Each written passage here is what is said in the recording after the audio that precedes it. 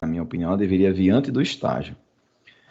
Os meninos do quarto período, estão também nessa sala, ainda vão fazer o estágio paralelo pagando a disciplina, se eu não me engano. Mas o do quinto foi o contrário, né? Então a gente conseguiu ver parte dessa disciplina durante o estágio que vocês tiveram comigo. Mas cadê o restante da turma aí? Então, deixa eu... Eu falei isso para vocês, pessoal do 15 vai ficar repetitivo, né? Mas nós conversamos sobre isso lá nas aulas iniciais do estágio. Mas lembrando a todos, né, que a assistência farmacêutica, a gente tem como uma base, né, da nossa atividade profissional. É aquela atividade em que o farmacêutico, ele tem sua formação para desenvolver o seu trabalho em qualquer uma das áreas de atuação, porque a assistência farmacêutica a gente faz em qualquer uma dessas áreas. Então, observe que a gente tem... Deixa eu ver o negócio aqui. Da Lei 13.021, ele engloba algumas coisas, mas aqui é um conceito amplo, né, que eu gostaria que vocês relembrassem, quem já viu, e quem não viu, toma conhecimento a respeito dessa situação, né, do que é essa assistência farmacêutica. O próprio slide diz aqui para a gente, conjunto de ações voltadas à promoção, proteção e recuperação da saúde. Então, se eu parar nessas três palavrinhas, promoção, proteção e recuperação da saúde, e eu partir para destrinchar o que cada uma delas significa, o que cada uma delas pode nos levar de oportunidade, então nós temos aí um leque imenso de atividades que o profissional pode fazer. E aí...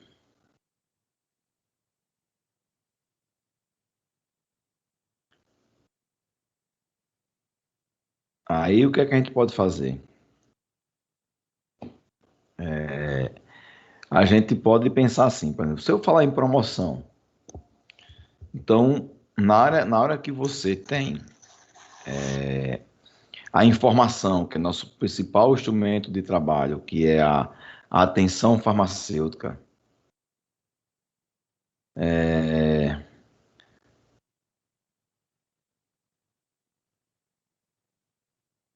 você tem a possibilidade de promover saúde, né? Promover saúde. Então, a gente tem aí a atenção farmacêutica é a forma pela qual o farmacêutico desenvolve, né, a atuação de a promoção à saúde, né, levando a informação. Então, a proteção e a recuperação está muito mais ligado ao medicamento, né? Então, o indivíduo fazer uso de medicamento, fazer uso de terapia, fazer uso da própria informação também, né? Que é a promoção da saúde, como um mecanismo de proteção, né? E aí você tem, tanto de forma individual, como de forma coletiva.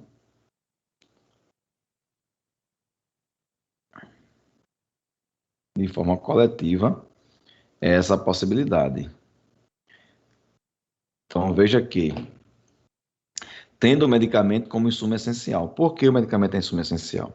Se você pegar o conceito lá da OMS, a Organização Mundial da Saúde, o medicamento é tido como insumo essencial. Por quê? Porque ele é responsável pela garantia da vida das pessoas, pela promoção da saúde, né, pela recuperação do indivíduo. Então, o medicamento ele é algo extraordinário no mundo, desde o tempo que se colocou as penicilinas, né, depois após a Segunda Guerra Mundial, que o medicamento ganhou esse status de insumo essencial à saúde das pessoas. Tá? Então, você tem essa possibilidade aí, né, de desenvolver a atividade do farmacêutico com base, né, tendo como instrumento ou medicamento para que o farmacêutico possa promover saúde, gerar proteção individual e coletiva, promover recuperação da saúde das pessoas de forma individual e coletiva. Vamos dar, por exemplo, agora a vacina. As vacinas, né? Não só agora, as vacinas. É proteção, né? Então, veja que essa proteção tem a ver com o desenvolvimento tecnológico, tem a ver com o desenvolvimento das atividades farmacêuticas, entendeu? Então, a gente tem essa situação.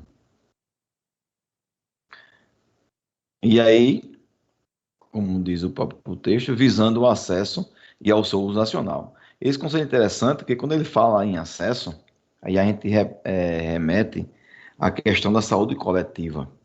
Não sei se vocês lembram quando pagaram comigo a disciplina de formação integral em saúde, quem pagou a disciplina, que eu falava muito em saúde coletiva no começo lá da disciplina, né, que a saúde coletiva ela veio para mudar o mundo, para mudar a forma de pensar a saúde, justamente porque ela trabalha a questão da melhoria do acesso às pessoas à saúde. E aí, nesse nosso caso aqui, é aumentar o acesso, qualificar o acesso, melhorar o acesso ao medicamento como um insumo essencial para promover saúde, proteger o indivíduo e recuperar a saúde dos indivíduos. Então veja que isso é uma coisa muito densa. A atividade do farmacêutico dentro do conceito da ciência farmacêutica se torna uma atividade muito densa. E de forma racional, né? Lógico, de forma racional, por quê? Porque se você não fizer isso, o uso de forma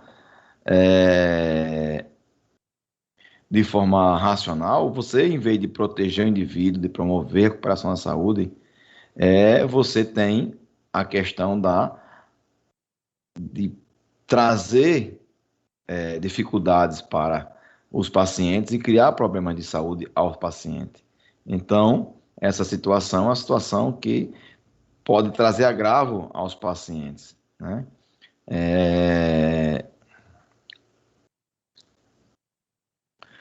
Isso pensando de forma coletiva.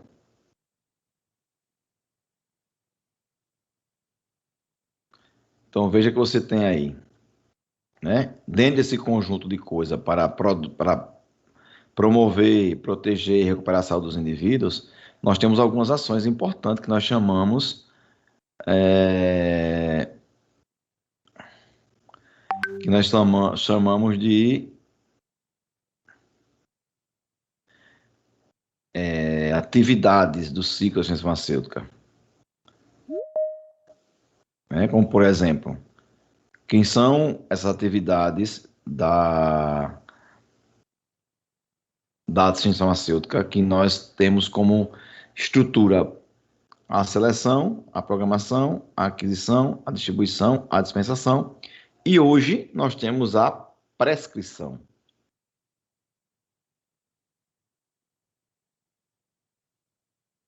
né? A prescrição, que é algo muito mais voltado para a clínica, né? Muito voltado para a clínica, que é que nós chamamos da gestão da clínica. Nós temos a gestão do medicamento, porque essa gestão ela é logística, passa pela programação, aquisição, distribuição e dispensação.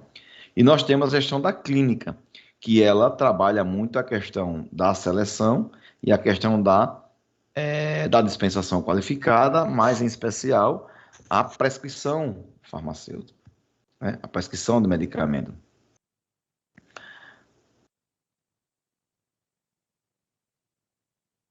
Garantia da qualidade dos produtos, isso aí você tem lá desde a sua produção, então envolve a indústria, né? E serviços, acompanhamento e avaliação de sua utilização na perspectiva da obtenção dos resultados concretos e a melhoria da qualidade de vida da população. Então, por exemplo, quando a gente fala, voltando um pouquinho, quando a gente fala na questão da promoção, quando você faz exame de diagnóstico, por exemplo, análise clínica, na minha opinião, eu estou promovendo saúde.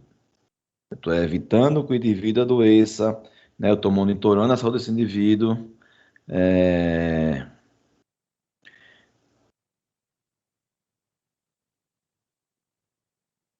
um indivíduo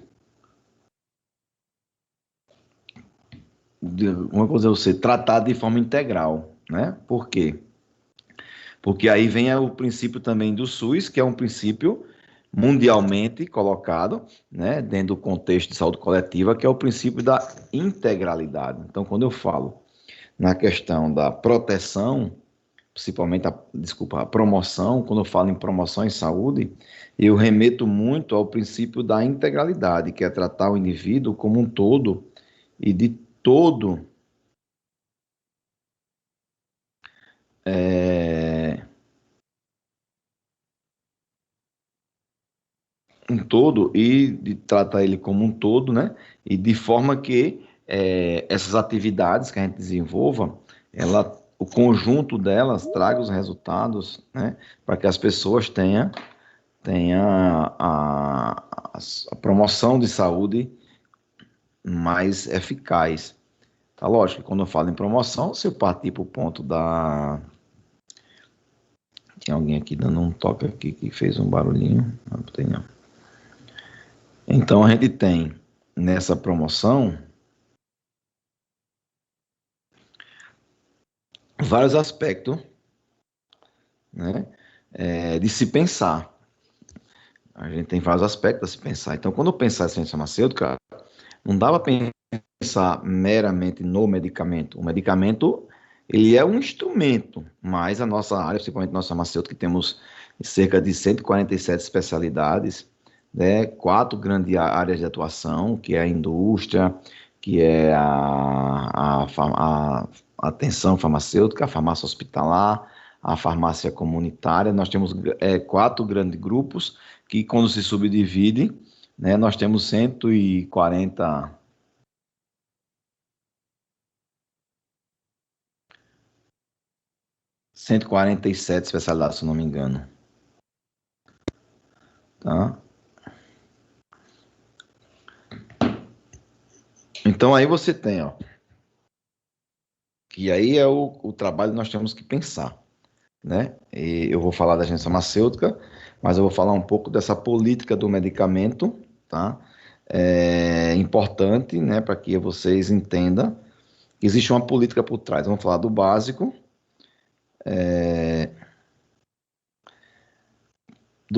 que é o ciclo, mas eu vou falar da política, porque é importante a gente conhecer a política. Por quê?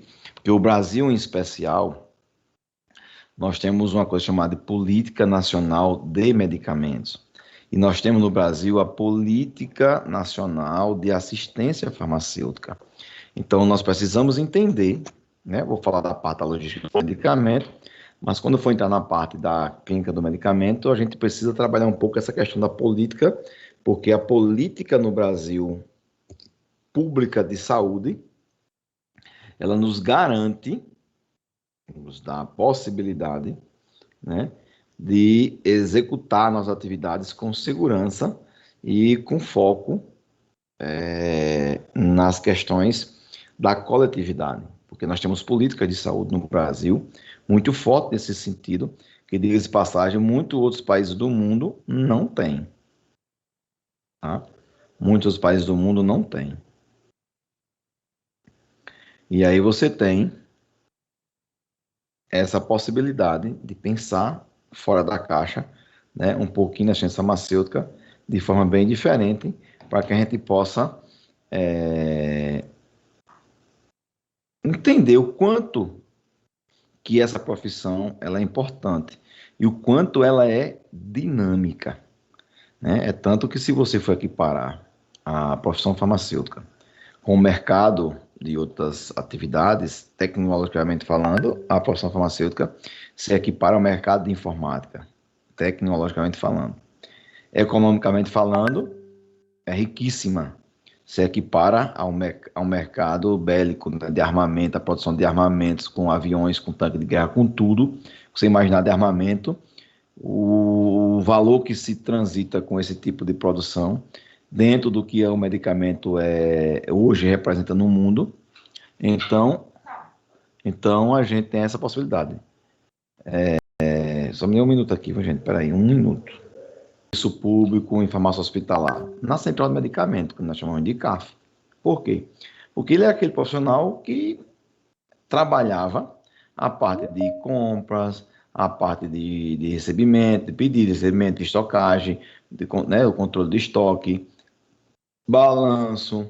Então, é aquele profissional que era focado, tá, especificamente na logística do medicamento, que é justamente a gestão do medicamento.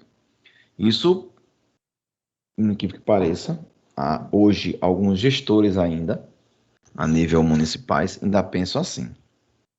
Se você partir para a farmácia comercial, a comunitária privada, que a pública é a comunitária pública, né? A comunitária privada, você vai ver que era pior a situação. O farmacêutico ele era trazido para uma condição. Eita, gente, deixa eu ver, parece que eu estou sem minha chave aqui, senão eu vou ficar preso.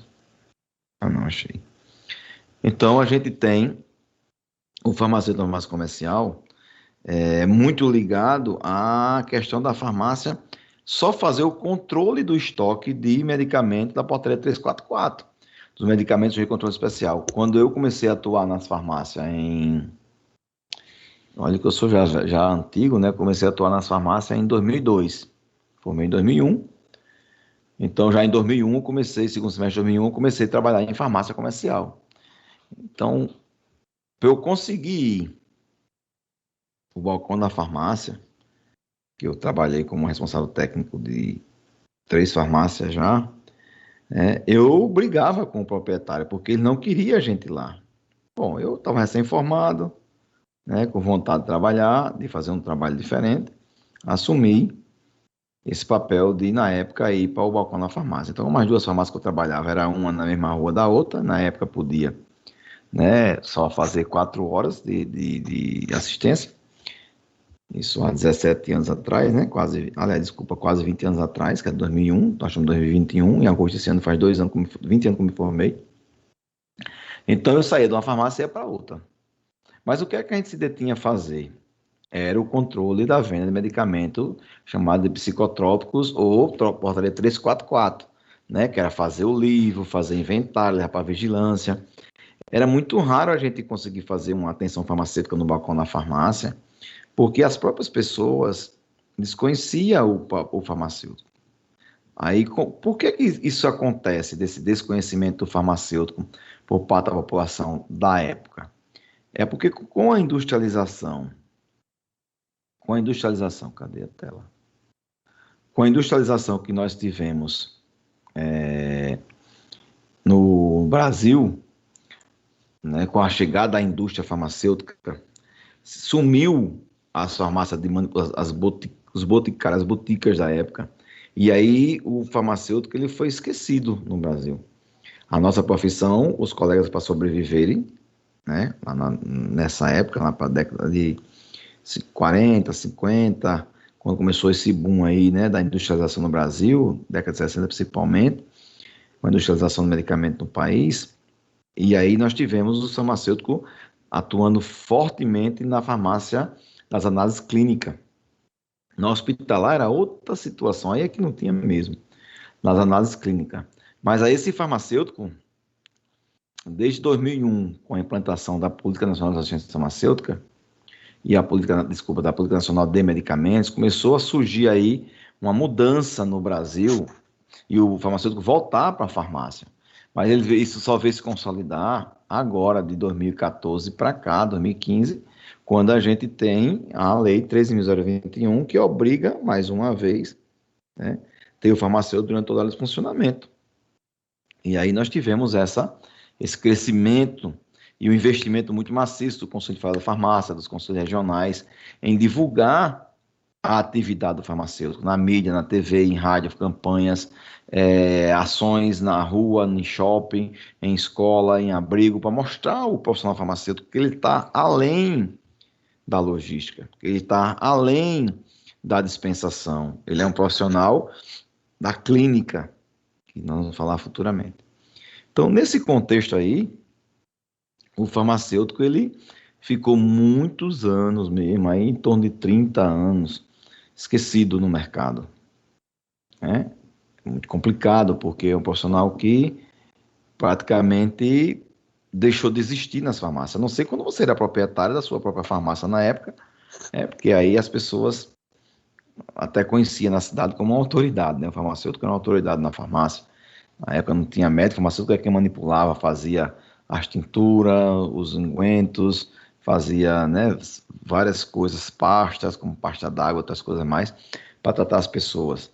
E aí você tinha essa possibilidade. Fora isso, a gente foi ficando esquecido na prateleira, como diz o ditado, né? E aí, quando surgiu de volta, através da Política Nacional de Medicamentos, e aí é importante a gente pensar no seguinte: a Política Nacional de Medicamentos, ela nasce em 2001, a PNM, Política Nacional de Medicamentos. Só que ela nasce justamente com o declínio no Serviço Público de Saúde da antiga SEMI. Pergunta para vocês, alguém lembra o que é a SEMI?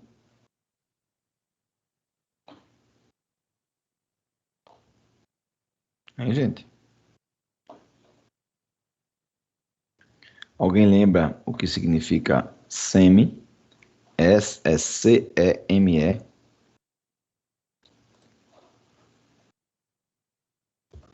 Centro de medicamentos. É escrito assim, ó, SEMI. Então, isso aqui é uma estrutura que o governo tinha, central, especialidade médica não, tá, gente? Centro de medicamentos, não, Alexandre? Deixa eu pegar aqui o nome completo para poder eu falar. É central, né? É Central de Medicamentos. Tá? Então, veja que ela foi instituída em 1971. Né? E aí, o que aconteceu nessa época? A Central de Medicamentos, a SEMI, que hoje chama Central de Abastecimento Farmacêutico, CAF, né? A SEMI, o governo federal criou uma estrutura nacional chamada de SEMI, que recebia medicamento do Ministério da Saúde e distribuía nos municípios. Aqui no estado ela funcionava onde hoje funciona a CAF do estado, aqui na Rua Goiás, antiga Rua Goiás, Rua Nembu da Seu Paranhos, vizinho Portugal Ramalho. E aí você tinha, né, a SEMI como uma estrutura gigante que distribuía medicamentos através da Relação Nacional de Medicamentos, mas que se tornou obsoleto. Por quê? Porque era complicado se ter uma relação de medicamento igual para todo o Brasil. Medicamentos que tinha no Rio Grande do Sul se usava pouco aqui por causa do clima, e assim vice-versa. E aí alguns estados começaram a ter problema com medicamentos, perda de medicamentos em grande quantidade, como por exemplo o Clenil mesmo era jogado de monte, de caminhão no lixo. Né? E por conta justamente dessa pouca demanda que existe no Nordeste. O Nordeste é um país, é um estado é uma região de clima quente, né? E o Clenil usa muito o pessoal que tem asma, então fica mais para o sul do país, Sudeste e Sul.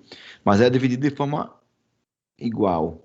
E aí eu vou recapitular para vocês o que eu falei na aula de formação integral da saúde.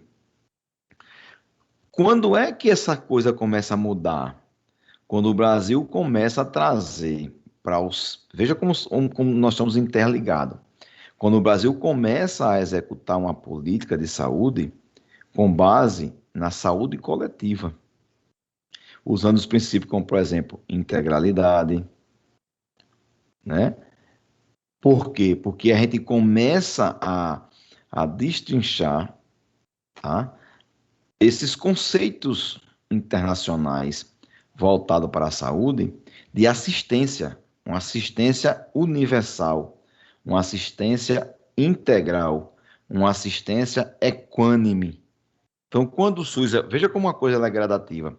O SUS ele é criado no Brasil em 1988 pela Constituição, mas ele é de fato sancionado no Brasil em 1990 pela Lei 8080 e a 8142 no governo presidente da República Fernando Collor de Mello.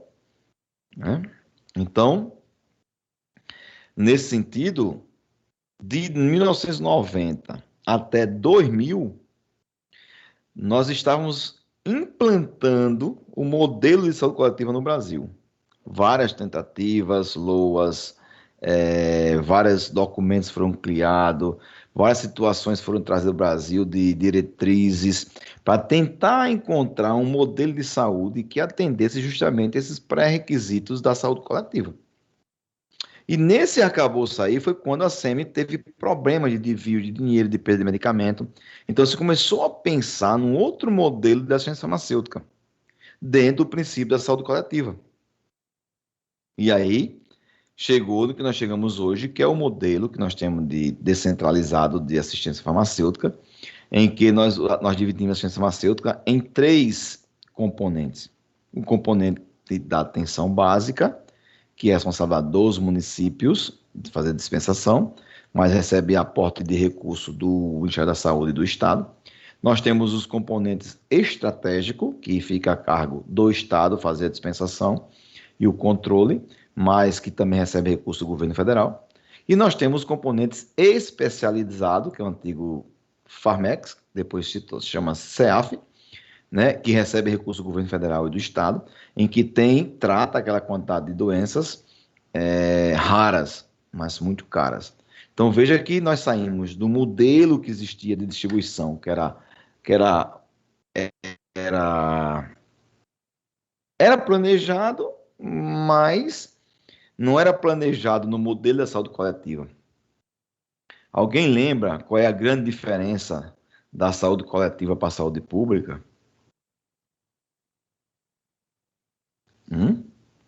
Vocês recordam disso? Qual é a grande diferença da saúde coletiva para a saúde pública?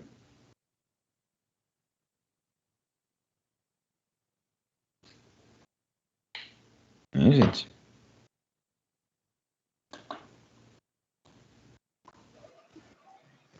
E aí?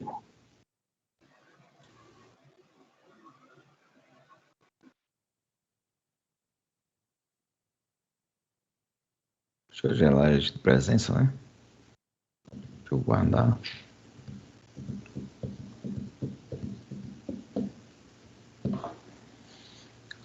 Alguém lembra qual é um dos principais pontos que diferenciam um do outro? O público tem a ver com a população em geral. E a saúde coletiva? Saúde coletiva eu não sei. Não sabe, né? Então vamos recapitular para os que já viram. Porque nós falamos sobre isso, informação integral em saúde, bastante. A saúde coletiva, gente, ela a principal diferença para a saúde pública é que ela trata a questão da saúde no sentido inverso da saúde pública. A saúde pública ela é de cima para baixo no seu escalonamento. Por quê? Porque ela é determinado pelo Estado para que seja executada com as pessoas. A saúde coletiva ela é tirada da necessidade das pessoas para que o Estado construa a política e execute uma política dentro da necessidade das pessoas.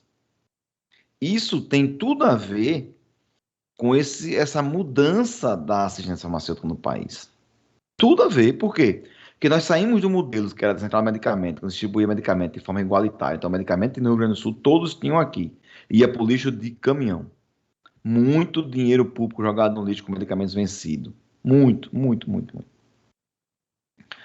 Né? Desorganização total. E aí nós passamos a ter, com essa implantação do SUS, com o desenvolvimento da saúde coletiva no Brasil, com a mudança da ACM para uma assistência farmacêutica mais especializada através da diretoria de assistência farmacêutica do Ministério da Saúde, nós passamos a ter uma assistência farmacêutica qualificada.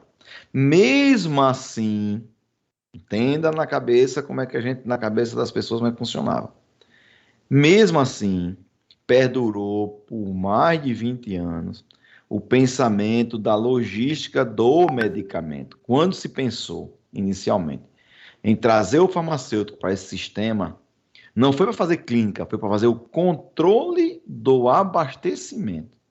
Controle de estoque, controle de umidade, temperatura, do ambiente, armazenamento, distribuição, tudo isso que envolve a logística do medicamento.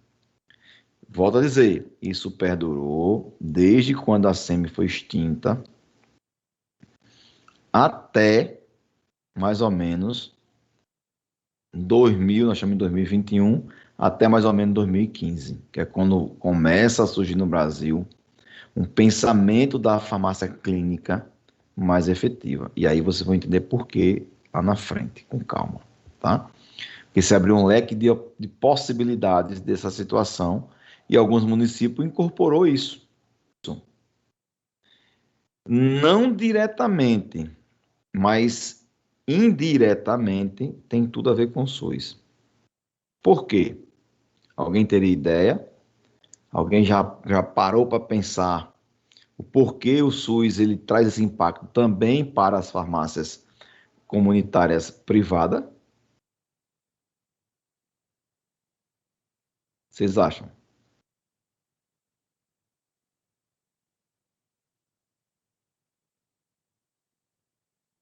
Beatriz, Jonathan, Leonardo, Rosária, Adonis, Fábio Júnior. E aí, galera, quer que vocês tenham a falar um pouquinho sobre isso? Kelvin, Pedro, Pedro Antônio Vieira. E aí, professor, ficou bom? Tudo jóia. Daiane. E aí, o que vocês acham? Qual que você acha? O que é que vocês acham que a ciência farmacêutica nas farmácias ela tem mudança com a implantação do SUS no Brasil? Sim ou não? O que vocês acham aí?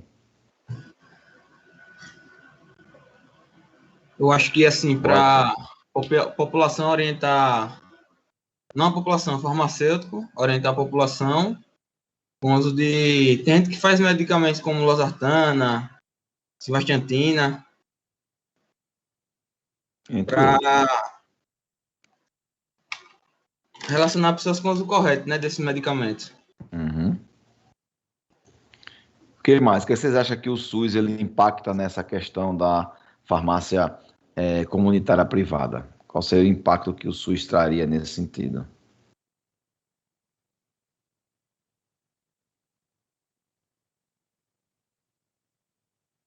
E aí?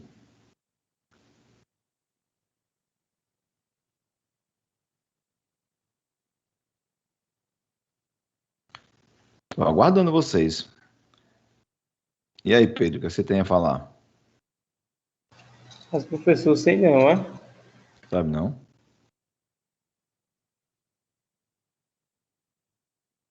E aí? Adonis, o que você acha? Rapaz, eu tô pensando aqui, mas sei não também. Não? Tô tentando achar uma forma de esclarecer, mas eu não consigo. Certo. E o Fábio Júnior? E aí, Fábio Júnior? Que não é o cantor, mas é o Fábio Júnior. Oi, professor, eu canto banheiro. Eu não sei, estou tentando imaginar, mas não estou sabendo não, professor. Estou esperando que alguém responda com esse cara. Então, veja só, eu vou ser prático em explicar isso aí para vocês. Há uma farmácia comercial, para ela funcionar no Brasil e vender medicamento. Alguém sabe quais são as documentações que ela precisa? Acho que o certificado da Anvisa, certificado do CRF, um farmacêutico responsável, né? Responsável técnico pela farmácia. Sim. Então, você disse a palavra-chave. Lógico que para chegar no certificado da Anvisa, eu preciso ter o certificado do CRE, ter o farmacêutico, o certificado do CRE, o certificado da Vigilância Sanitária Local e o da Anvisa. Né? Então, quem é a Anvisa? Vamos começar a pensar. Quem é a Anvisa? O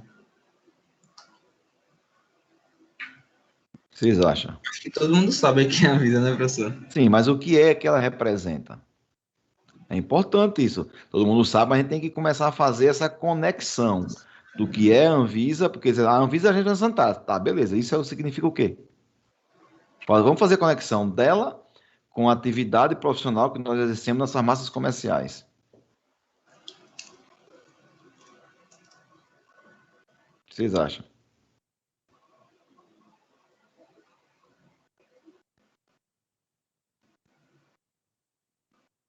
que vocês acham? Vamos lá?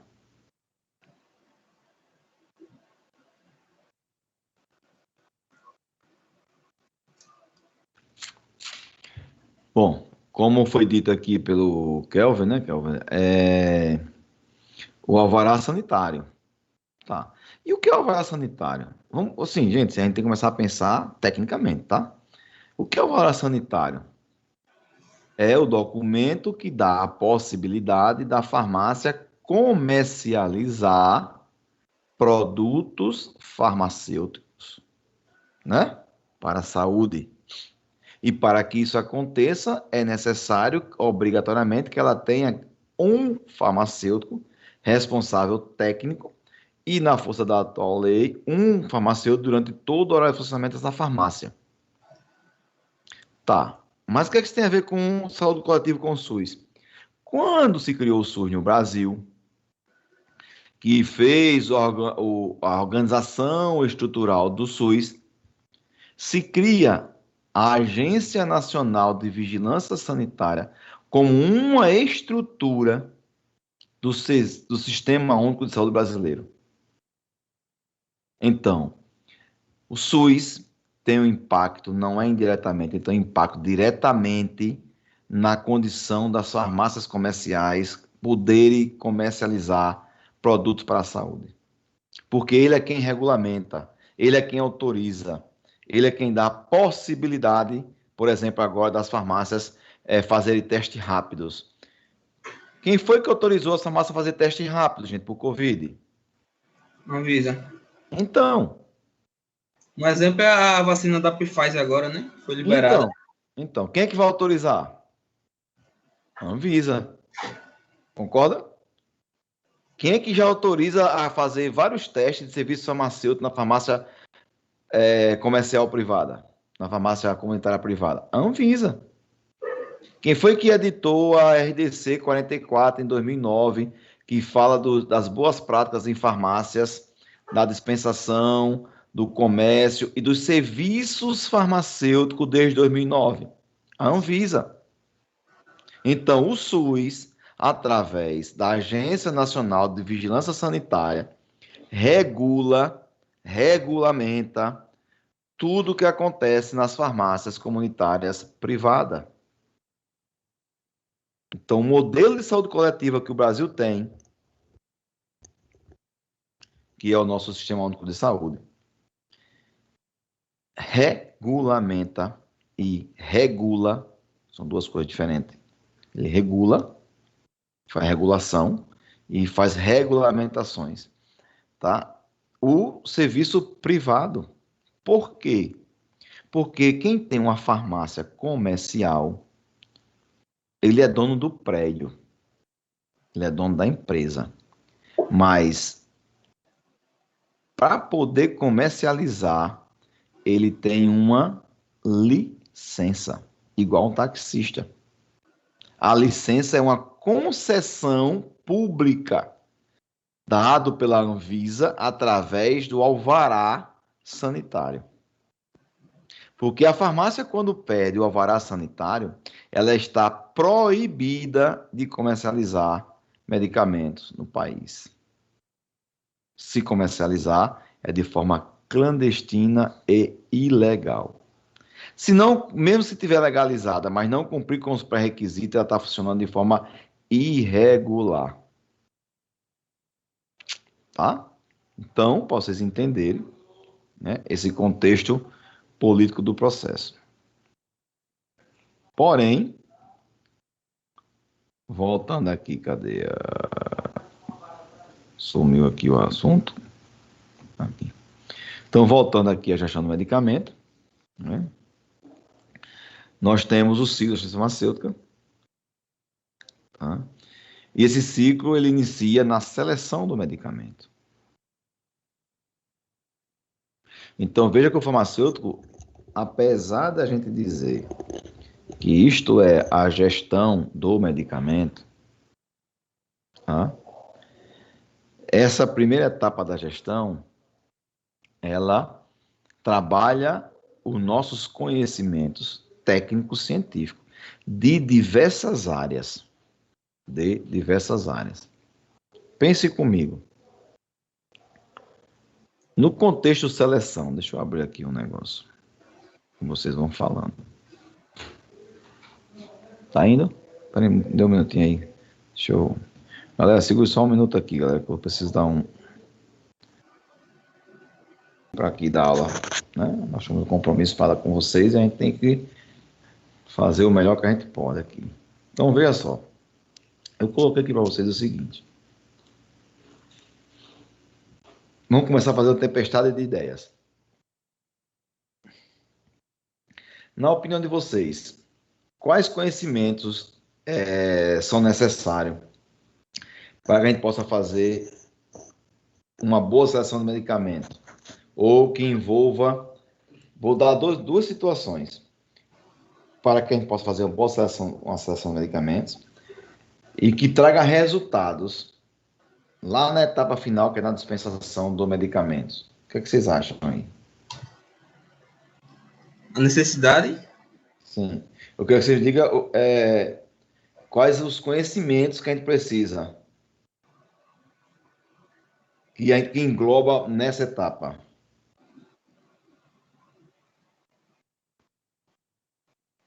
Vocês acham?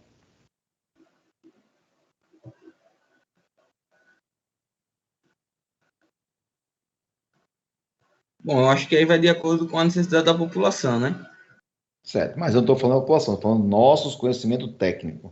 O que vocês acham que para fazer seleção do medicamento, que nós vamos usar como instrumento?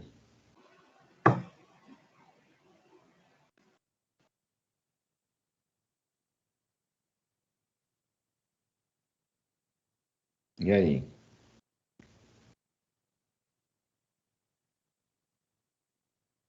Tô voado. Avoado? E aí, quem tenta? Dá um exemplo aí, professor. Dá um exemplo. Bom, primeira pergunta que eu faço para você é o seguinte.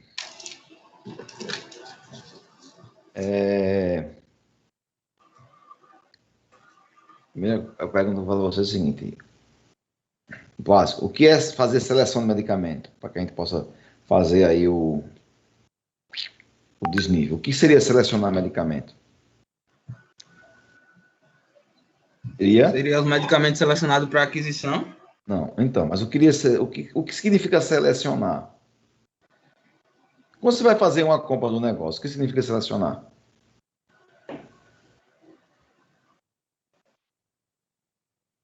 Estou botando na tela para vocês. Eu acabo de colocar aí, escolher os medicamentos.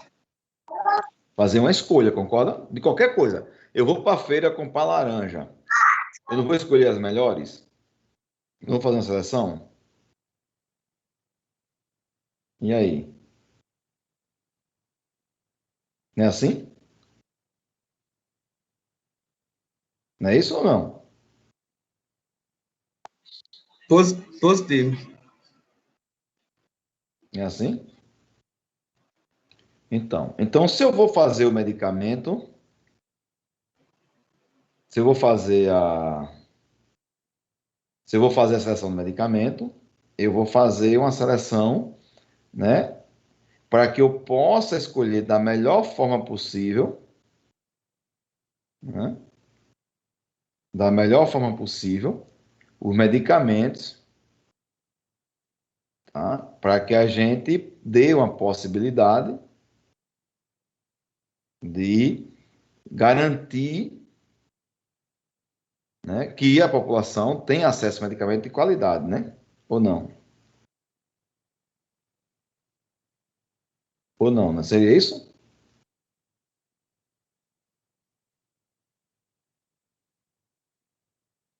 Não sei assim?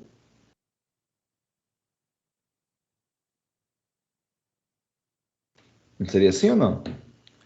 Então, para que eu faça uma escolha Quando eu vou fazer a escolha de um produto no supermercado, na feira, em qualquer lugar, para escolher os melhores, eu não tenho alguns pré-requisitos? Né, galera? Gente, vocês estão muito devagar. Hoje ainda é quarta-feira. Acorda aí. É muito ruim ficar falando sozinho. Só tá eu aqui, o Kelvin conversando, só nós dois aqui, né? Cadê vocês? Vamos pensar. Vocês são futuros farmacêuticos. Um farmacêutico é profissional que pensa.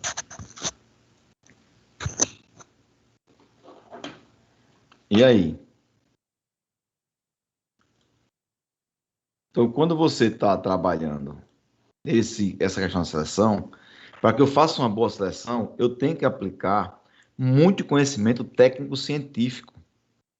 Farmacologia, farmacoeconomia, estatística.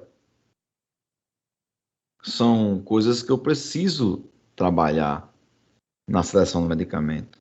Meus conhecimentos técnicos para saber escolher o melhor medicamento, a melhor apresentação, a melhor via de administração, para que eu possa garantir boa qualidade, a baixo custo e otimizar o meu pouco recurso para que eu possa atender, em especial no serviço público e na farmácia hospitalar, o maior número de patologias e de pacientes possíveis com esse medicamento de escolha, com as minhas escolhas feitas nessa seleção. Então, gente, a seleção de medicamento não é algo simples, não. É a primeira etapa do ciclo da assistência e é a etapa, na minha opinião, que mais exige meu conhecimento técnico. Que eu vou discutir uma padronização.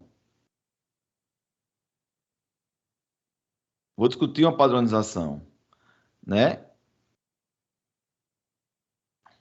Com o médico, com a equipe. Com a equipe profissional. Por quê? Porque eu preciso, para fazer como é que se diz? Uma escolha, eu preciso ter base científica. Eu preciso ter base para que eu possa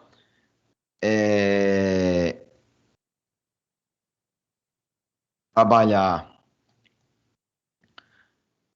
e fazer com que o prescritor entenda a necessidade daquela escolha. Tá? Para saber o custo-benefício do medicamento. Né? Então, veja que eu vou colocar duas disciplinas básicas, farmacologia e farmacoeconomia. São duas disciplinas que ela entra aí muito fortemente, tá? Para que eu possa fazer uma boa seleção.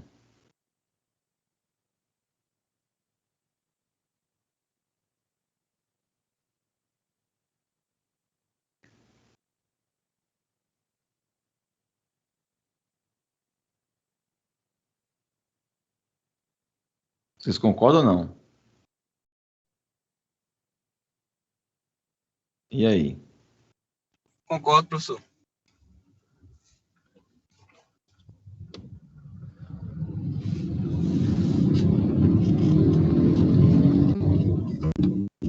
E os demais?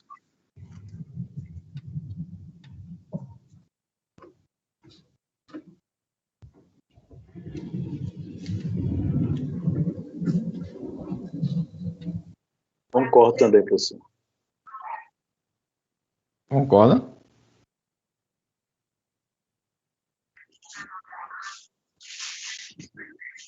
Sim. Então, veja que fazer isso aqui, eu envolvo a nossa principal atividade, que é nossos conhecimentos em quê? Em farmacologia. Ou não?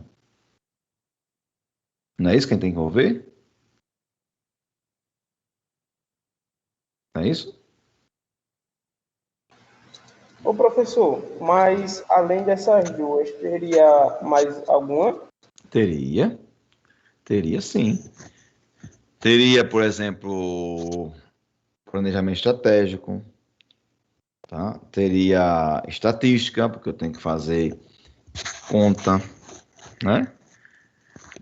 Teria uma série de outras coisas, mas eu coloquei farmacologia, porque ela é muito mais ampla, e farmacoeconomia, que eu posso trazer as outras para dentro da farmacoeconomia, né?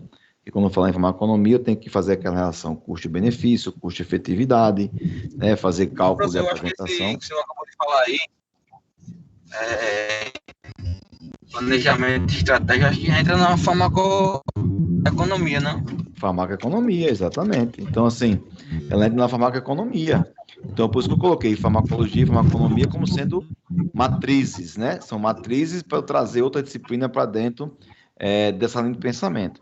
Mas veja que são disciplinas específicas do curso, quer dizer, desculpa, não são específicas do curso de farmácia, que nós temos isso em outros cursos. Mas o curso que mais trabalha farmacologia é o curso de farmácia. Os outros cursos dessa saúde têm farmacologia básica. Nós temos farmacologia 1 e 2, farmacologia avançada. Nós trabalhamos muito a base de farmacologia. Então, a nossa farmacologia ela é muito mais ampliada do que as outras profissões. Farmacoeconomia é algo que, apesar de outras disciplinas, trabalharem, mas nós usamos a farmacoeconomia em muitas coisas. Por quê? Porque nós somos um profissional que vamos fazer essa relação do custo-benefício. O médico vai dizer lá, eu quero medicamento A no meu elenco. Aí você vai dizer, ó, doutor, eu surgiu o medicamento B nesse elenco. Ele vai dizer, não, mas eu quero A. Você vai dizer, não, doutor, mas B resolve o problema. Por quê? Vamos partir para a questão do custo-benefício? Vamos partir pela questão da apresentação? Vamos partir pela questão da seleção do meu fornecedor? De repente, o medicamento A só tem um fornecedor, então a garantia da manutenção do meu estoque é muito mais complicada do que o produto B, que eu tenha isso com um número maior de fornecedor. Então, na falta de um fornecedor, outro pode suprir a minha necessidade. Então, veja que quando eu falo em fazer uma seleção de medicamento, eu não falo simplesmente apenas, tá, em escolher o melhor medicamento. É eu escolher o melhor medicamento com base em situações reais, em situações que envolva a minha aquisição e que envolva como resultado final desta aquisição a garantia do acesso e a manutenção do tratamento dos meus pacientes. Então, quando eu trabalho em farmacoeconomia, eu trabalho pensando nisso. Lógico, que para eu trabalhar em farmacoeconomia, eu preciso da farmacologia. Por quê? Porque se eu vou fazer a relação custo-benefício, eu tenho que entender o benefício do medicamento. E o benefício do medicamento eu vou tratar da questão da farmacologia, por exemplo, via administração, forma farmacêutica, isso é farmacologia. Tá? Mas eu tenho que pensar nessa outra parte, que é a parte final do meu resultado. Então, a farmacologia, ela justamente faz essa ponte, tá, entre a aquisição do medicamento e a disponibilidade deste medicamento para o paciente no final da cadeia.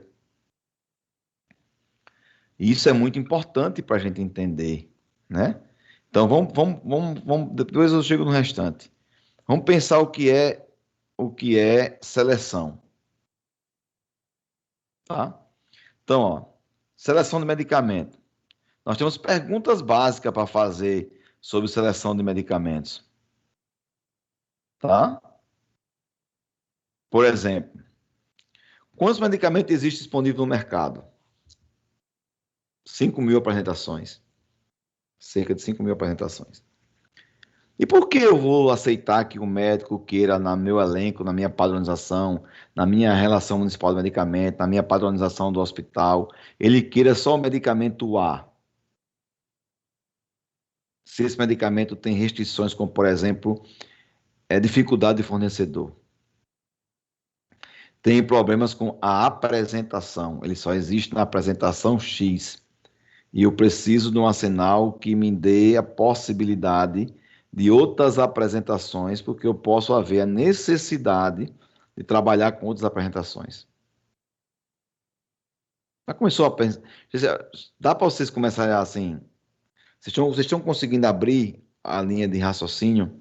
Eu estou pensando aqui, eu tenho aqui o medicamento, Eu tenho aqui, eu preciso comprar medicamento X. E quais as consequências finais de eu botar esse medicamento na minha padronização? Porque quando eu falo em seleção, eu falo em padronização. Automaticamente eu falo em criar uma padronização de medicamentos que eu vou disponibilizar para a minha população, seja ela hospitalar, ou seja ela na atenção básica. Ou até mesmo, gente, na farmácia comercial. Só relembrando aí, quem de vocês trabalha na farmácia comercial? Adonis. Adonis trabalha... Rede, Adonis? Rede, isso. Rede. Só me diga uma coisa. Você já rodou em algumas lojas ou está na mesma loja? Eu já rodei algumas lojas. Já? Então, você conseguiu sentir diferença no mix de uma loja para outra? Sim, depende da região. Isso. Depende da Região. Então, a seleção de medicamentos na farmácia comercial, né, na comunitária privada também, depende de fatores, neste caso, o fator que nós chamamos principalmente, e não esqueça nunca essa palavra, o fator mais preponderante na hora de eu fazer a seleção de medicamentos chama epidemiologia. Alguém sabe o que é epidemiologia?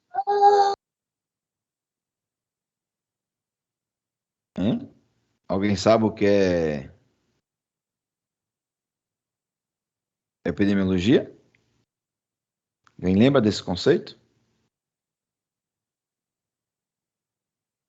A necessidade de saúde da população, do local. São as doenças que acometem a população em determinado local. São as principais doenças que acometem a população.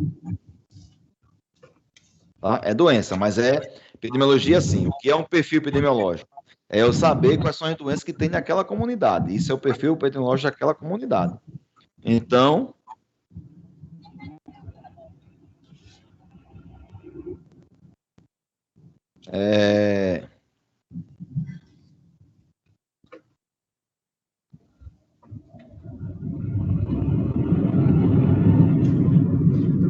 por exemplo,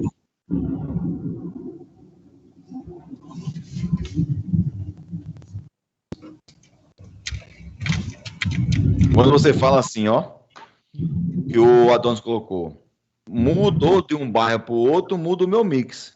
E muda a procura do medicamento. Por quê? Porque tem doenças que no bairro X vai acometer menos pessoas do que no bairro Y. Significa que o perfil epidemiológico daquela comunidade, para aquela determinada doença, tem um padrão. E para outra comunidade tem um outro padrão.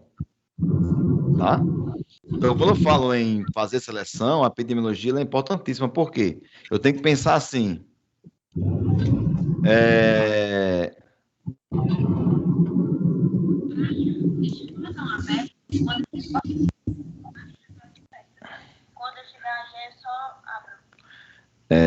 Gente, segura um pouquinho, vou dar um recado aqui, minha filha, peraí. O portão está aberto, mas quando você tem essa mudança, é importante. Eu estou no município, sim, mas o meu município, que nem Maceió, eu vou gerenciar, por exemplo, fazer seleção da compra de medicamentos para o município de Maceió. Se uma farmácia de bairro, se uma farmácia comercial que atua em bairros diferentes já tem essa situação, imagina um município com postos de saúde em comunidades completamente diferentes uma das outras, para eu fazer justamente essa minha seleção de medicamento, para que eu possa garantir o acesso de medicamento a todo mundo e possa fazer a relação custo-benefício para que eu possa atender de forma equânime e integral a comunidade, né? Mas dentro de uma condição racional em que estes medicamentos vão atender as principais epidemiologias das minhas comunidades. Porque não é da minha comunidade, Marcel, é das minhas comunidades. Vou dar como exemplo, eu fui gestor do Estado. E eu era responsável pela central de medicamentos na parte hospitalar, e a gente tinha, quando eu fui gestor, tinha 17 hospitais e a SAMU. Então, o meu perfil epidemiológico do HGE é completamente diferente do meu perfil epidemiológico da UE do Agreste, que é o ponto-socorro do Agreste, localizado em Arapiraca. Por quê? Porque as pessoas que estavam aqui no HGE fazendo fila, diferente da UE do Agreste que não fazia fila nessa época, eram pessoas acometidas de problemas crônicos, porque Maceió tem um déficit de atenção básica, atenção primária, de cobertura de atenção primária. E lá em Arapiraca, a unidade de saúde lá de Arapiraca atende especificamente para o que ela foi construída, trauma, urgência e emergência, que o HGL foi feito para isso, não para atender pacientes com hipertensão, com diabetes, porque existe uma falha em Maceió. Então, quando a gente fala em seleção, eu tenho que pensar não só no medicamento, mas em tudo que envolve a compra deste medicamento, para que eu possa garantir no final da cadeia, tá, o acesso ao medicamento de forma racional. Então, ó, pergunta interessante para ser feita: de quantos eu preciso? De quanto nós precisamos comprar? Ah, a amoxicilina tem 10 apresentações. Eu preciso das 10? Bom, tem frasco com 60, tem frasco com 100, tem frasco com 120, tem frasco com 180, ou desculpa, com 150. Eu preciso ter toda essa quantidade de frasco? Não, eu padronizo. Ó, eu vou ter o de 60 e vou ter o de 150. É o que a gente fez no município que eu trabalho. Não fui eu, mas eu faço parte da comissão de farmácia terapêutica, que é a comissão do município, que é formada por dentista, médico, farmacêutico, enfermeiro, que faz esse trabalho anualmente da padronização de medicamento no município e de protocolos, etc. Então, o que acontece? Quando você tem essas situações, eu tenho que entender quantos eu preciso ter no meu arsenal. Eu posso ter o produto A, mas eu tenho que ter o produto B para minha segurança. Mas eu sou obrigado a ter o produto A, produto B, produto C? Não, gente, não sou obrigado a ter todos esses produtos, porque é um desperdício de recurso. Então, quando eu falo em fazer seleção, eu falo em fazer padronização, para também possa ser usado.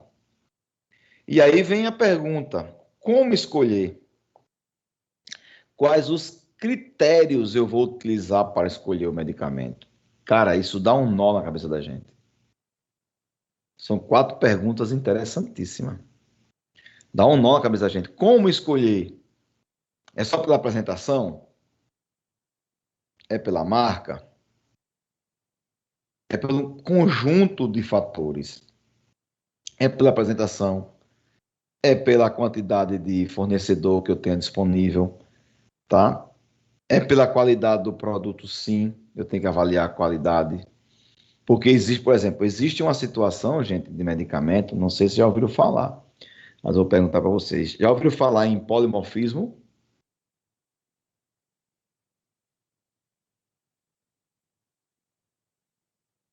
Oi. Não, professor. Não? Não ouviram não, né? Alguém teria noção, teria ideia do que seja?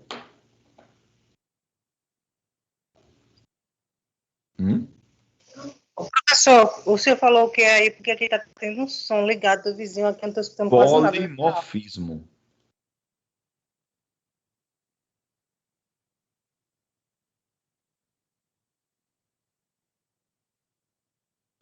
É?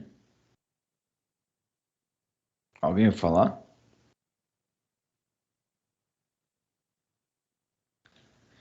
A palavra polimorfismo significa quantidade ou estado de ser capaz de assumir diferentes formas. Então, muitas, morfismo, forma. Então, polimorfismo é a situação de ter várias formas. Então, o medicamento, ele pode sofrer, sim, um fenômeno chamado polimorfismo na sua molécula. Vou dar um exemplo básico para vocês. Dipirona. Vou dar um exemplo melhor. Diclofenaco. Isso é mais comum, né? Nas farmácias comerciais. Diclofenaco. Aí o cara diz, eu gosto daquele vermelhinho, porque o rosinha não faz o efeito. Vocês acham que isso é possível?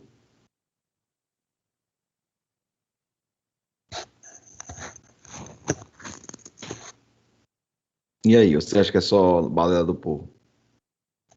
Vocês acham que o medicamento similar pode haver uma diferença entre o medicamento ético? Vou pedir a vocês mais um minuto para eu abrir a porta aqui para minha filha que chegou.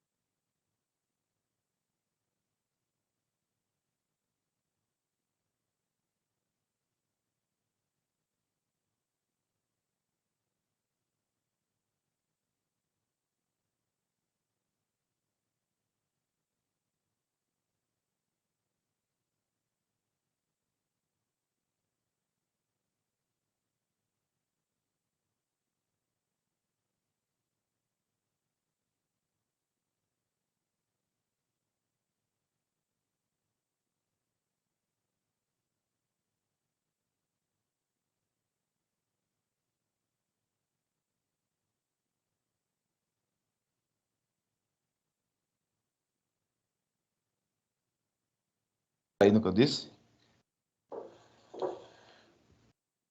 Qual é a resposta? Professor, eu acho que sim. Diga aí para mim. Você acha que sim, que isso pode ser possível?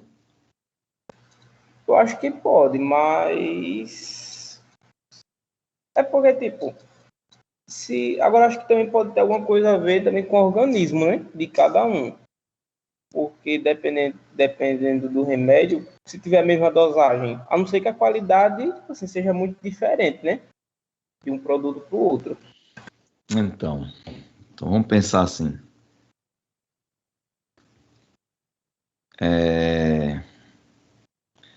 Vamos pensar assim. Se existe o fenômeno de polimorfismo,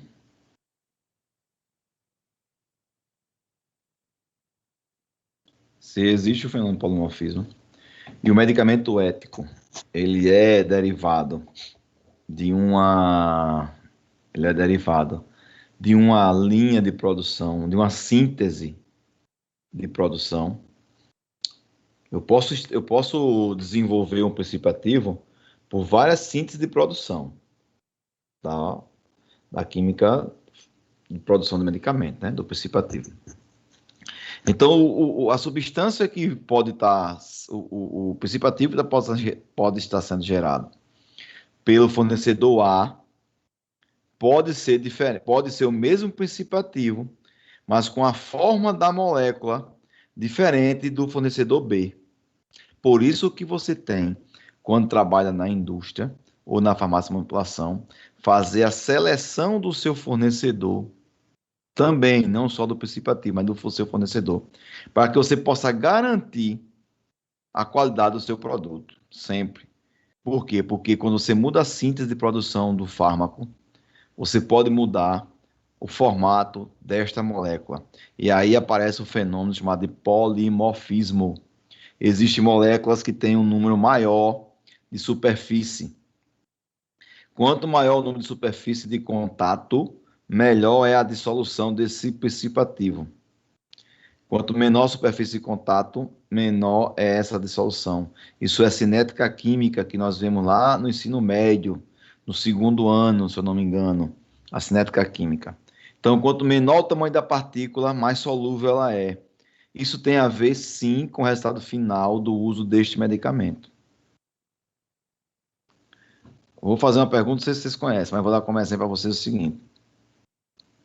Nós tínhamos um medicamento, que eu acho que parece que não estão mais fabricando, chamado Alenia. O Alenia,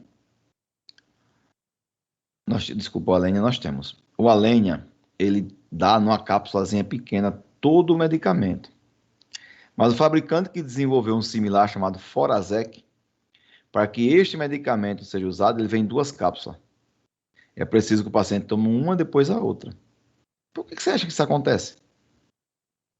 Por que você acha que o fornecedor A, o comprimido é maior do que o fornecedor B? Hein? E aí? Boa pergunta, viu? Isso acontece, gente. Isso acontece bastante.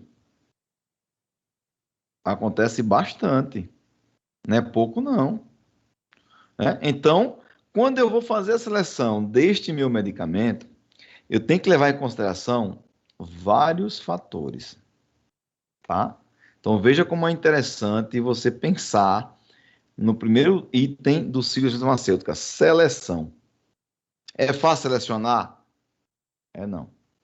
Programação, aquisição, recebimento, armazenamento, distribuição, show. É logística, controle, operação de controle.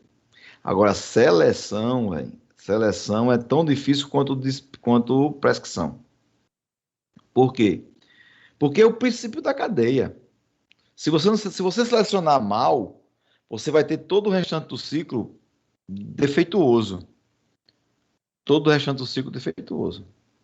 Então você não dá para você pensar desse jeito. Tá? Não é por aí que a gente vai. Ah, a seleção é fácil. É não. Não é mesmo. Fazer seleção, a gente tem que ter muita paciência, tem que buscar bastante conhecimento para que a gente não cometa erros, que são erros que podem levar a dificuldades no resto da cadeia. Tá? Então, quando eu respondo a estas perguntas aqui, né, eu chego no conceito. Então, seleção é um processo de escolha de medicamento baseado em critérios epidemiológicos, técnicos, e aí os técnicos têm a ver, por exemplo, via de administração, apresentação, qualificação do meu fornecedor, ou seja, amplitude do grau de fornecimento, tá? Critérios econômicos, na minha questão da economicidade. Quando eu falo de critério técnico, ele vai impactar no econômico, por quê? A minha via de apresentação. Vou dar como exemplo para vocês o seguinte. Pensa assim. Vamos fazer aqui um exemplo clássico de amoxicilina. O médico prescreve 5 ml de amoxicilina 3 vezes o dia por 7 dias. 5 ml de amoxicilina 3 vezes ao dia por 7 dias. Tá quantos ml?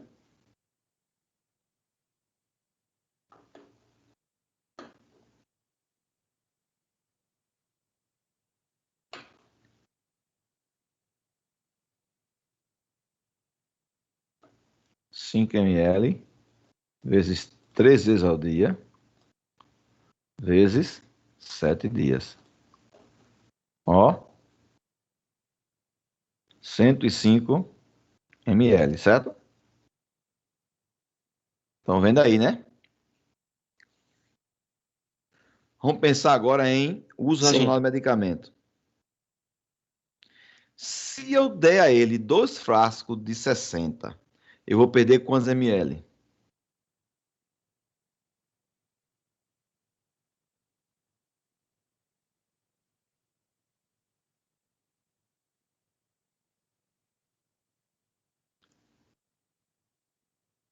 Oi?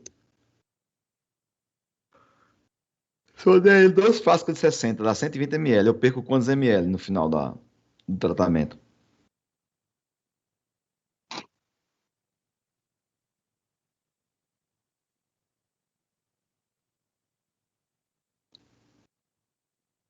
Não é possível não, gente, que vocês ainda não fizeram essa conta.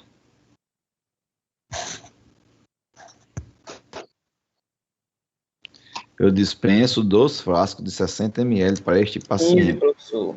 Vou ter a perca de 15 ml, concorda? Sim. Mas eu garanti o tratamento dele de 7 dias fechado, conforme manda o protocolo, concorda? Pense comigo.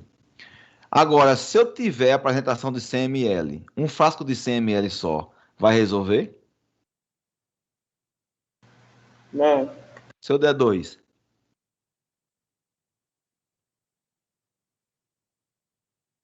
Eu perco 95 ml, concorda?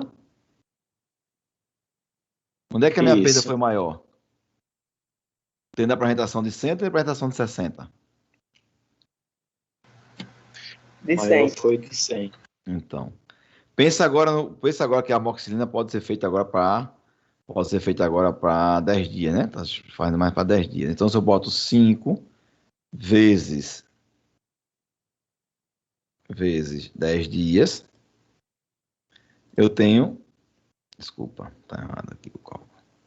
Se eu coloco 5, 3 vezes ao dia, que é a tomada da amoxicilina, vezes 10 dias, eu vou ter 150 ml. É melhor dar um frasco de 150 ou dar 2 de 100? Um de 150. Tá. Agora é melhor dar 3 frascos de 60 ou 2 de 100?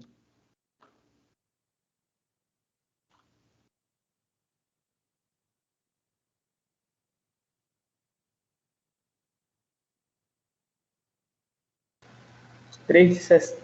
Não. Faça a conta. É melhor dar 2 de 100 ou 3 de 60?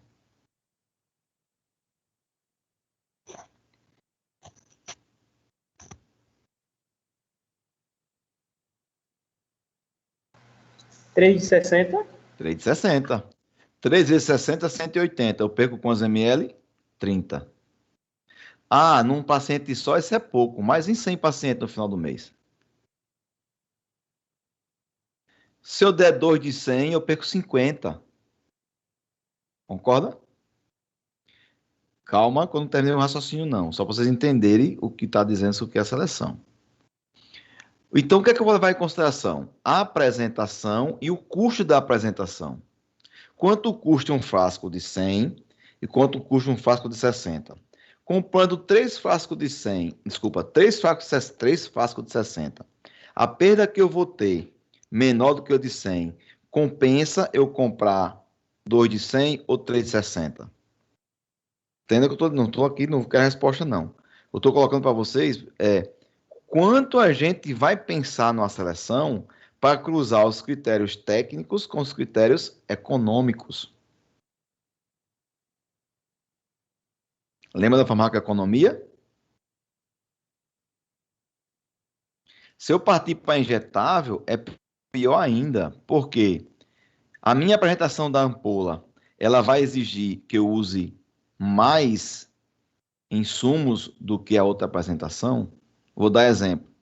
Tramal.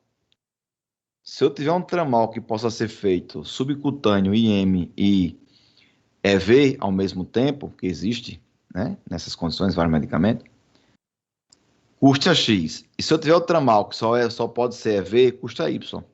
Mas o que adianta ter um tramal que só pode ser EV, se para eu fazer ele EV, eu vou ter o custo de uma seringa maior, diluição em água, agulha, scalp, e se eu fizer ele subcutâneo, é só uma seringazinha de uma seringazinha de insulina.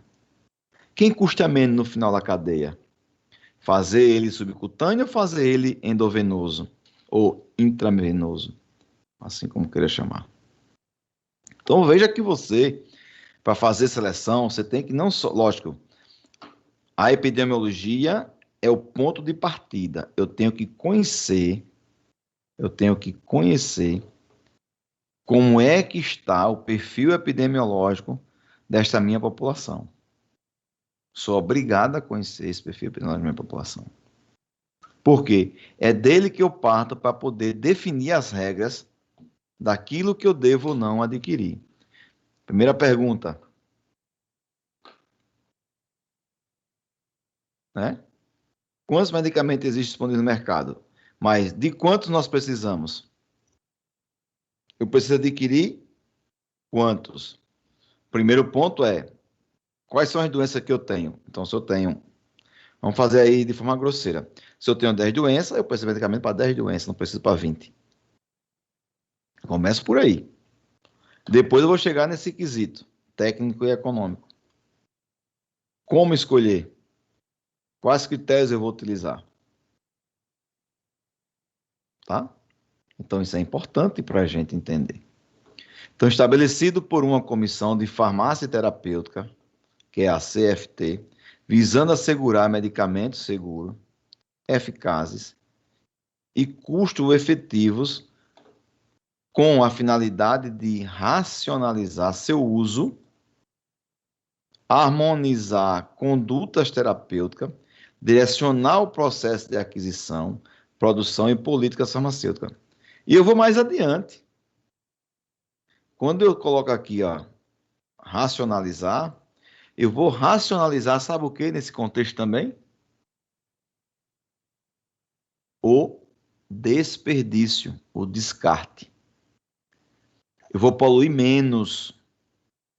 Se eu produzo menos insumos, se eu produzo menos resíduos, eu poluo menos. Concorda? Que eu vou ter uma produção. Ora, em vez de eu desperdiçar 15 ml de antibiótico, eu desperdiçar 95, quem é que polui mais o meio ambiente? 95, né? Eu agrido mais o meio ambiente.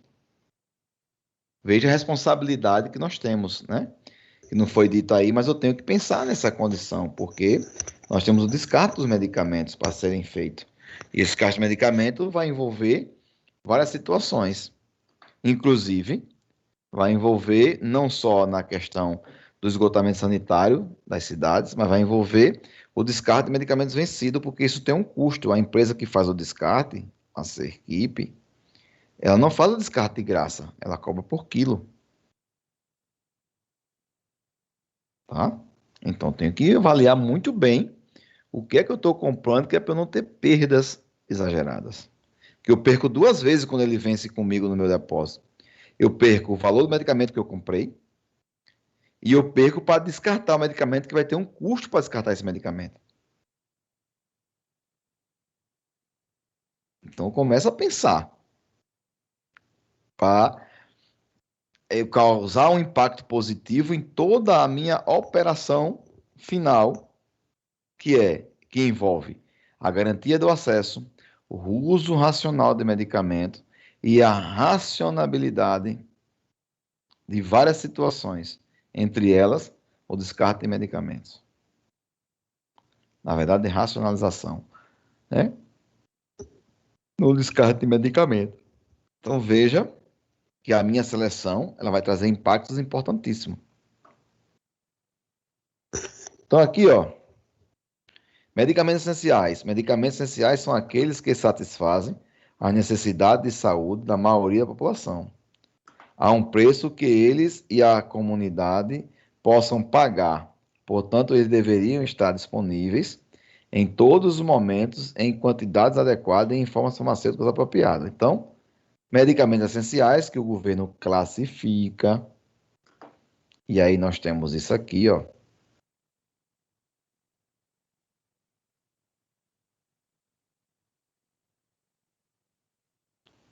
Com a Política Nacional de Medicamento, criada no Brasil, se institui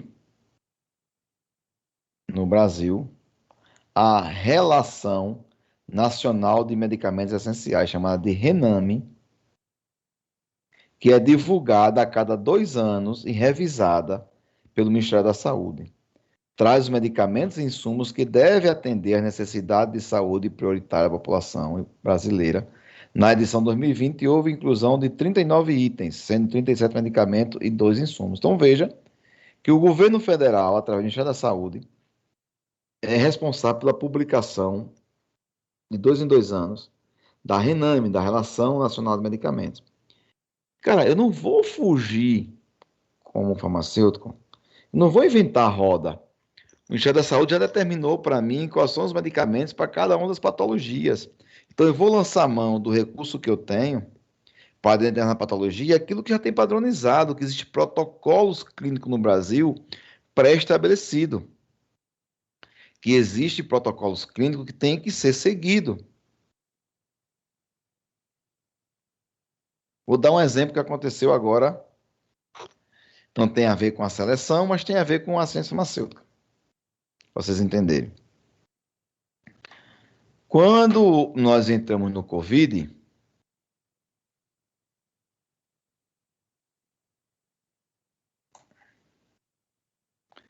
protocolo clínico do Covid. Quando nós entramos no Covid, foi estabelecido um protocolo de orientação, tanto do manejo, deixa eu ver se aqui é de medicamentos, como de medicamentos. Não está aqui, ó. O protocolo do Ministério da Saúde. Azitromicina, ó, um comprimido ao dia durante 5 dias. Ou, né, é a cloroquina mais esse aqui. Ou sulfato de hidroxicloroquina mais azitromicina quantos dias? 5. Fase 1. Fase 2 você pode repetir. E aí vem o seguinte, o médico começou a prescrever, veja que no protocolo não tem ivermectina. E aí começaram a prescrever 10, 12 azitromicina. Cara, o protocolo estabelecido no Brasil é de 5. 5 dias, 1 ao dia, 5 dias. E a gente, quanto farmacêutico, nós temos a obrigação de fazer essa triagem, não permitir que essas aberrações aconteçam. Você sabe por quê? Porque, por exemplo, paciente suspeita, os pacientes com síndrome gripal, pode ser Covid e pode não ser Covid. Aí o cara empurra nele a azitromicina, além do preconizado, 5 dias. Esse paciente vai ter um quadro de diarreia. Aí o cara vai dizer que é diarreia porque está com Covid. Até mesmo com o uso agora da ivermectina. Os fabricantes de ivermectina diz na sua bula, eu li vários fabricantes, que a ivermectina deve ser utilizada no máximo 4 vezes ao ano por nós seres humanos. Em caso de estrongiloide, que é difícil de matar, que é uma das coisas mais difíceis de matar que existe. Tem médico prescrevendo para o paciente ivermectina. 3 dias seguidos, 2 comprimidos. Repetir depois 3 dias. Cara, não existe isso. Não estou aqui discutindo quem inventou a roda, se pode ou não pode. Estou dizendo que não existe. Vai trazer problema para o paciente. Vai trazer náuseas, vômito, diarreia. O paciente vai dizer, pô, ele está com Covid mesmo, porque ele está tendo tudo isso. Ninguém faz menção que está tendo essa reação por causa do uso do medicamento, que não é preconizado esse tipo de protocolo. Então, isso tem a ver com o quê? Não tem a ver com a seleção, não? Não. Aspa. Tem a ver, sim. Porque quando o Ministério da Saúde ele cria um protocolo, ela aqui determinou uma padronização. Essa padronização, ela é oriunda de quê? De um processo de seleção. Então, o Ministério da Saúde selecionou estes medicamentos e os padronizou para o protocolo de Covid. E assim existe para diversos outras patologias. Então, e aí você não está na Rename, não. Eu acho que vai entrar na próxima. Não está na Rename, não, mas na Rename tem outros protocolos de outros medicamentos, inúmeros medicamentos. Então, para que eu possa desenvolver essa etapa, eu preciso, né, entender que existe já Eu não vou inventar a roda. Existem coisas já produzidas no país, que é a Relação Nacional de Medicamento, que traz, inclusive, os medicamentos a serem utilizados no ambiente hospitalar. Então, eu não preciso estar inventando a roda. Tá? Então, a seleção de medicamentos é um processo contínuo, multidisciplinar e participativo, que deve desenvolver baseado na eficácia, segurança, qualidade e custo, a fim de assegurar o uso racional do medicamento. A lógica é através da Comissão de Farmácia Terapêutica. Então, veja que nós temos que trabalhar com base na eficácia, com base na segurança, com base na qualidade e com base nos custos. Custos diretos e custos indiretos. Pergunta para vocês. Alguém tem noção aí do que seria um custo indireto de um medicamento? Causado por um medicamento? Sei não, professor. Sabe não? Vamos pensar no custo indireto de medicamento.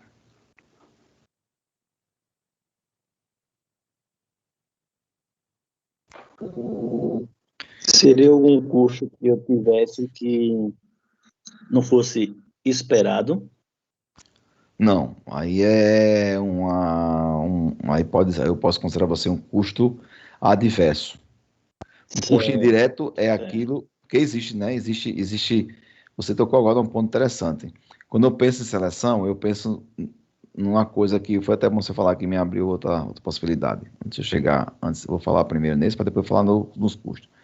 Quando eu falo do medicamento, eu falo em reações adversas do medicamento, não é? O medicamento tem efeitos colaterais e reações adversas. É isso, minha gente? Sim. Sim. Você já ouviu falar em eventos adversos ao medicamento?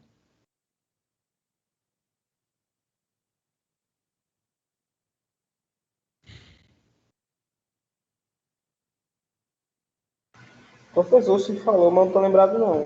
Pronto. Um evento adverso ao medicamento é o seguinte, vou dar como exemplo. O paciente tomou medicamento no horário errado. Vou dar um exemplo comum. Um diurético. Furosemida ou clorotiazida tem que ser tomado pela manhã. Ele tomou no final da tarde. Esse paciente está dormindo mal. Ele está dormindo mal por quê? Porque o medicamento provocou uma reação adversa? Ou provocou um evento adverso?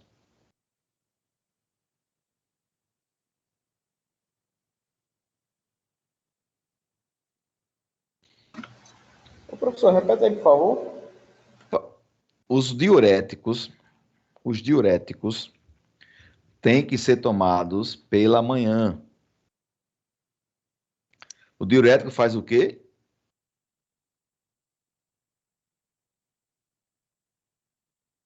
Medicamento diurético, gente, promove o quê no ser humano? Sim, a urina. Isso, ele aumenta, não é isso? Isso. Ele libera a água, não é isso? Libera a urina, faz com que a gente tenha baixa pressão por a gente perder líquido, concorda? Tá. Sim. Então ele é feito para a gente tomar pela manhã, indicado para a gente tomar pela manhã. O paciente está tomando erroneamente à noite. E o paciente está tendo problema para dormir porque ele está urinando muito. Isso é reação adversa do medicamento ou um evento adverso ao medicamento? Um evento adverso ao medicamento. Exatamente. O medicamento está fazendo o que é para ele fazer o cara urinar. Agora, como ele está tomando no horário errado, ele está tendo um evento adverso, que é o fato de estar com dificuldade de dormir, porque está levantando demais para urinar. E arriscado, inclusive, num sonolento, levar um tombo, levar uma queda, quebrar um braço, quebrar a perna, lascar a cabeça, concorda? Sim. Então, isso traz um risco para o paciente. Não é isso? Não traz um risco para o paciente? Esses custos que esses riscos traz para o paciente, eu posso considerar como um custo indireto.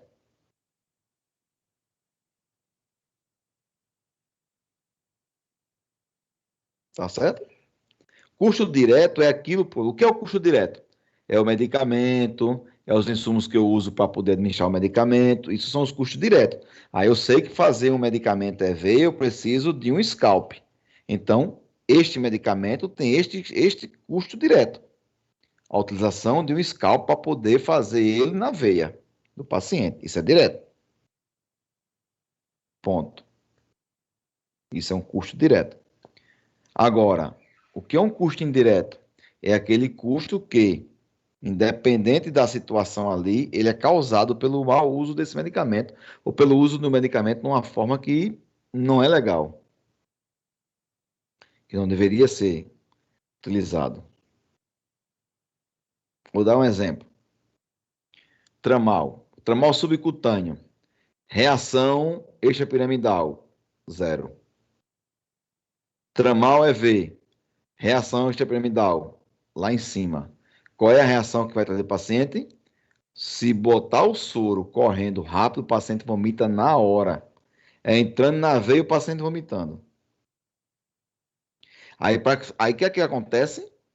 O médico faz uso de uma bromoprida para o paciente ou uma dosetrona inibir o ânsia de vômito do paciente, por causa do uso tramal EV. Então, isso tem um custo indireto. Por quê? Porque eu vou ter mais seringa, mais um medicamento, mais a água, mais o tempo de serviço de um profissional para poder administrar esse outro medicamento, mais o tempo de demora desse paciente para tomar o medicamento EV na unidade básica de saúde ou no hospital, que poderia tomar subcutâneo para casa. Isso são custos indiretos que o uso do medicamento pode trazer. Então, quando eu falo em padronizar e falo em selecionar, eu tenho que pensar em todos esses critérios. Todos esses critérios. Tá bom? Então, ó, a seleção. Quais são os critérios? A necessidade. Eu preciso desse fármaco no meu elenco? Eu tenho patologia numa grande escala que eu preciso. Primeiro, eu tenho necessidade desse medicamento? Sim. Mas com que frequência eu preciso disso? Preciso ter um estoque grande dele ou um estoque de segurança, porque é uma doença que não atinge tanto a minha população? São perguntas que eu posso fazer na necessidade do uso desse fármaco. Esse fármaco é seguro? É uma pergunta a se fazer. A eficácia clínica comprovada em ensaios clínicos desse fármaco é boa? Tá, agora a discussão das vacinas. Vamos trazer isso para a prática. Discussão das vacinas. Coronavac, de 50% a 78% de eficácia. A Oxford, que é a outra da AstraZeneca, até 70%. Só se fala no topo, ninguém fala no mínimo. Até 70% de eficácia. A Sputnik, a da Pfizer, que está entrando agora no mercado, até 95% de eficácia. A Sputnik, até 92%, 91% de eficácia. E aí eu tenho que pensar nesse meu medicamento, o que é melhor para mim?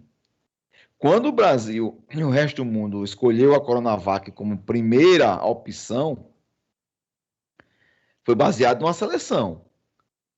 A eficácia dela acima de 50%, então cientificamente pode ser usado.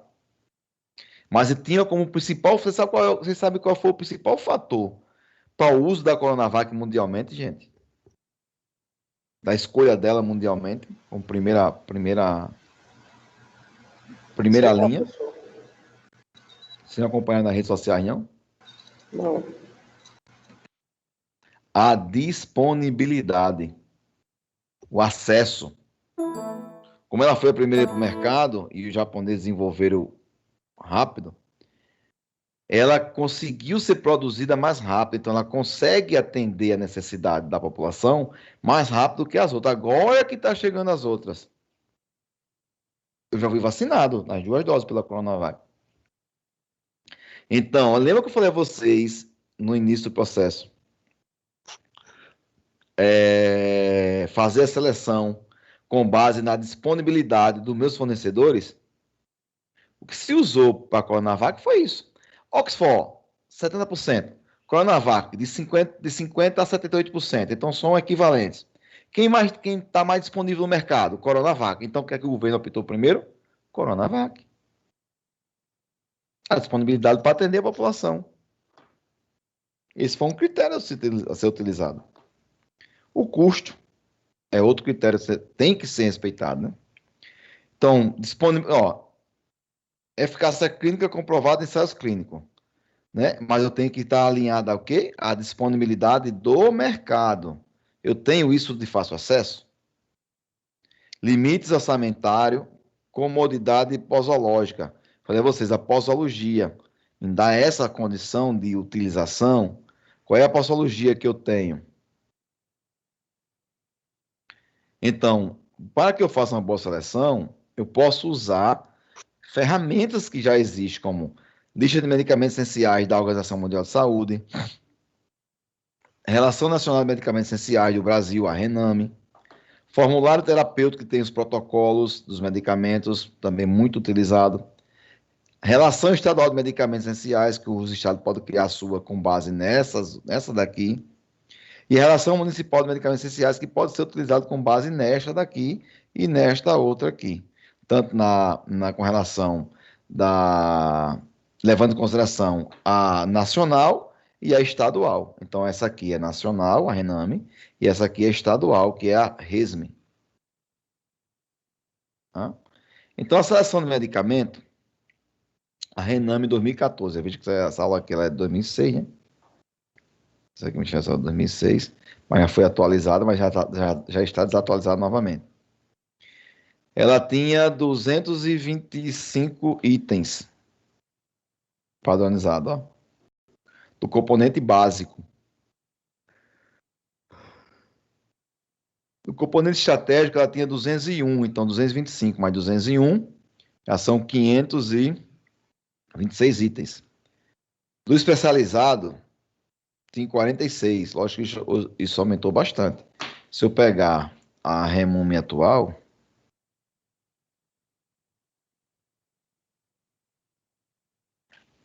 deixa eu pegar ela aqui.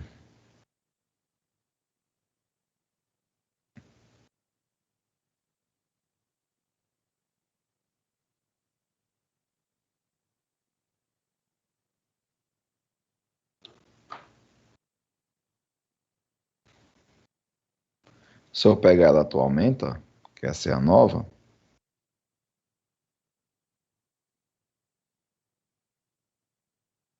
deixa eu ver se ela tem a tabela aqui no início. Veja que isso é o quê? SUS, né? Ó, baseado na Lei 8080. Essa é atualizada.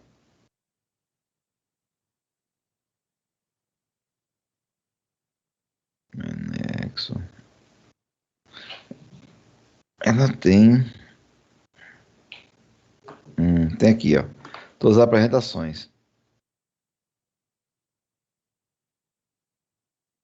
O que, né? Quais são os medicamentos a ser utilizados.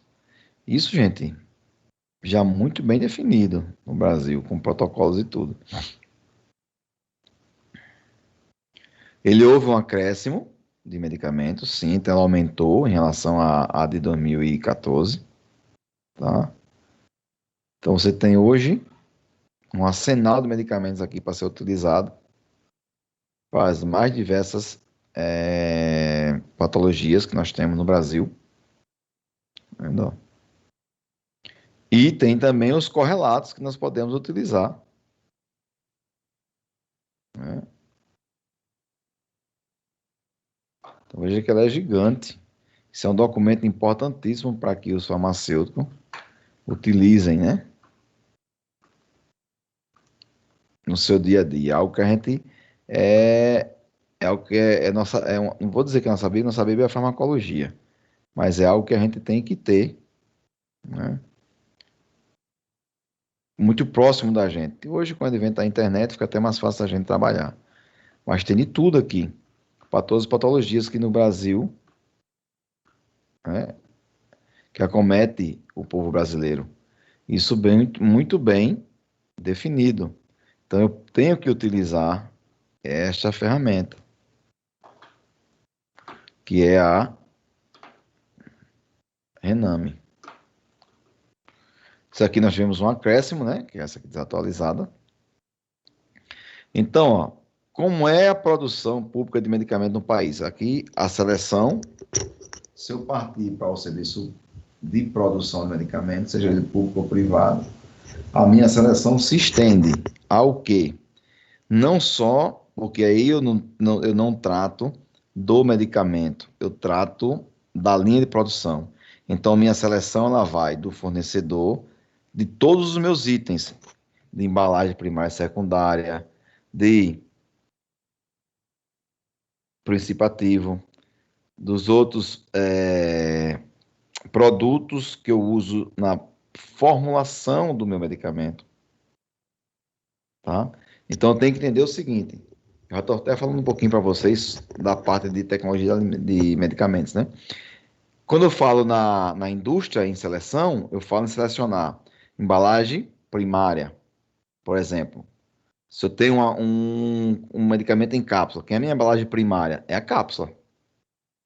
Cápsula é a minha embalagem primária. Embalagem secundária é o blister, que tem a cápsula dentro.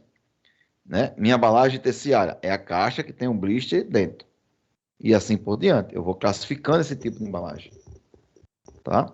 Eu vou selecionar os meus coadjuvantes, acidulantes, tudo que vai dentro da formulação deste medicamento.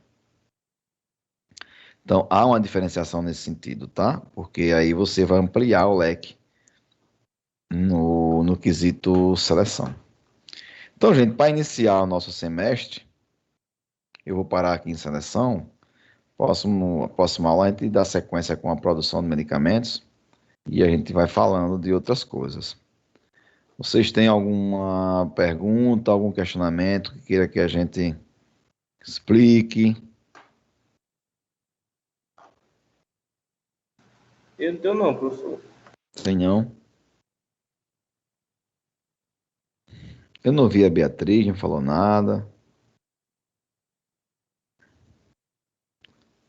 E aí, galera? Tá tranquilo, professor, aqui também. Tá tranquilo?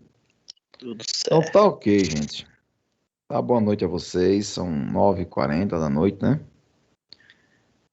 Também vou voltar para casa, que eu tô em Maceió ainda. Tá? Desejo a vocês aí um bom início de semestre. É amanhã não, né? Amanhã é sexta, né? Que a gente tem aula de estágio.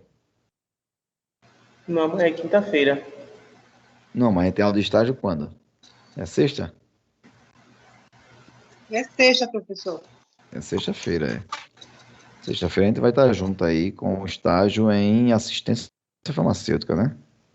Que eu vou ser muito sincero a vocês. Não vou dar parte teórica em estágio, não, porque eu estou dando ciência farmacêutica. É a mesma temática. Eu vou trabalhar com vocês a parte de relatório,